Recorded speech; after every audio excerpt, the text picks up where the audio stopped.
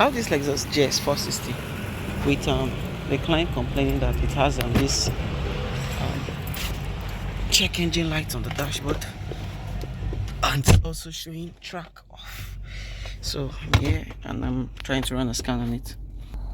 So we have quite some codes on this car here, but let me see. Most of them are on permanent. So most of them are on permanent code, but I need to be more focused on this pending and current code.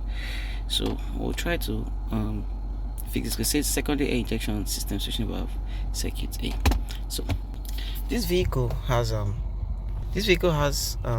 air injection pump and 2 switching valve that switches for bank 1 and bank 2.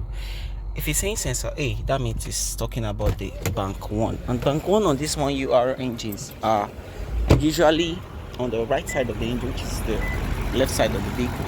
So the secondary air injection pump, this is it here, pumps air through into the switching valves that go into the exhaust. It's meant for emission purposes, to make the catalytic converter warm up quicker and burn off excessive fuel that will be going in.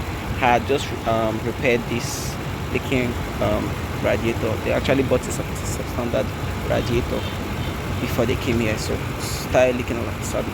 So now if you're saying A and B, we'll need to test for power and ground, because it's talking about sensor A, not sensor B. So we'll take a scan to the test lamp to test for power and ground. But before we do that, we need to check for circuit diagram.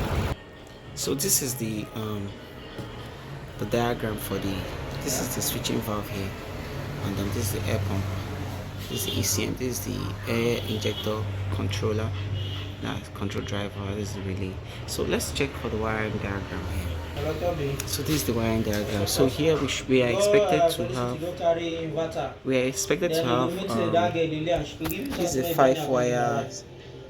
is a 5-wire system. So I'm trying to get to focus here. So we are supposed to have power, battery positive on pin 5 being supplied by this air injector driver. Then we are supposed to also have ground here, and these are the signals for like this should be a potentiometer that gives signal to this guy here. So this is the air pump here, and this is the driver that drives the air pump, and this is the switching valve we are trying to diagnose. So we are supposed to have, this is a 5-wire system, so we are supposed to have battery positive on pin 5 and constant ground on pin 4. But this battery positive is being pulsed by the air injection driver. I don't know what requirement it uses to check the one. Then we have this air pump fuse, although before now I've checked all the fuse and everything is fine. So this should be a potentiometer that gives signal on the position, that's position sensor for the ECM for this valve is closed or open. So what's important here, so we have in circuit A is you should check for power and ground. I can check for ground, but I think the power should be on when this air injection control driver activates it, which I do not know. I need to read more on that, but we'll check all phases already. So let's go ahead and do our power and ground test. So before now, we remember that we have several codes here. The permanent codes are going to be looked into, but I think permanent code will go away after the computer detected that there is no faults. This fault didn't come up after a particular drive cycle, which we do not have control over that.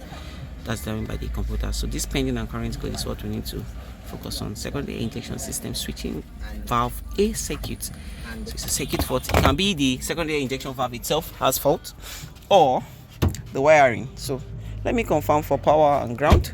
And the way I can confirm for power and ground is, if there is power here, there should be power here. If there is ground here, there should be ground here. So I'll be testing for a known good ones. This is not complaining about the B side. I'll test here. If everything here is not duplicating here, then we'll know it's a circuit issue on the vehicle. But if everything here duplicates here, then we'll know the component there is bad. So let's begin our test.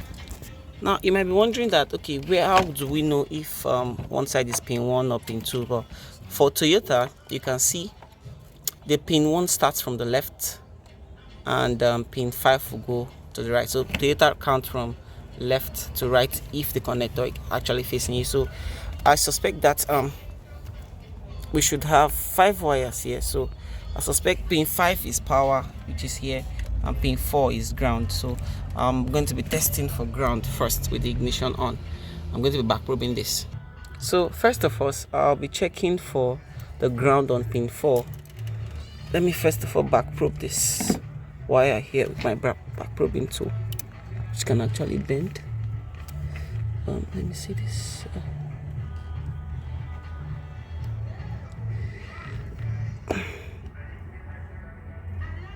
The pin is inside now.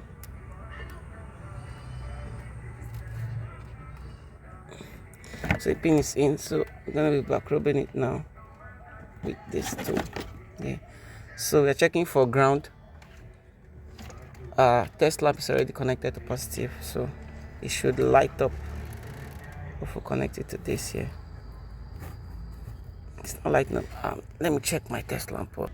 So I've checked my back probing too. So the test lamp lights up, which means there's ground here on B. There's B. So let's see if there's constant positive here with ignition on, or it needs the driver to actually control it for it to come on. So probing it now. Put it on negative there. So it's not coming on. That means the driver has to pulse it for it to come on. So let's check for let's check for bank 2 here. The bank 1 actually here, to see if we have the same thing here.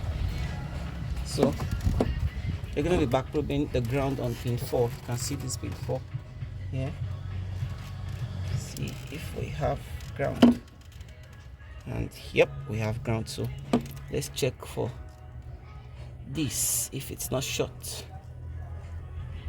Oh, we have ground here.